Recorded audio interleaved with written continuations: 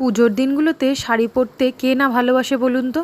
আমি তো প্রত্যেকটা দিন যদি শাড়ি পরার মতন হয় আমি পরতে চেষ্টা করি। আর আজকে আমি অষ্টমীর লুক ক্রিয়েট করতে গিয়ে এই লাল পাড় সাদা শাড়িটা পরেছি। বাচ্চা হওয়ার আগে অনেক ধরনের অনেকভাবে শাড়ি পরতে পারতাম, কিন্তু ছেলে হওয়ার পর ছেলেকে ক্যারি করতে হবে ভেবে সবসময় শাড়িটা আঁটোসাঁটো করেই পরার চেষ্টা করি। আর কোনো পুজো টুজো থাকলে তখন তো এইভাবে আট পৌরে শাড়ি করলে একটা স্টাইলও হয়ে যায়।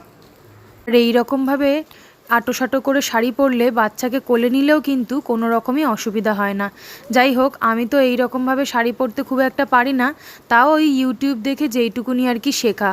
আর তারপরে দেখুন আমার সেই বিয়ের কোমরবন্ধনীটা দিয়ে সেট করে নিলাম। আর এই মেকআপ লুকের সাথে মানানসই যাবে এরকমভাবে একটা চুলও বেঁধে নিলাম।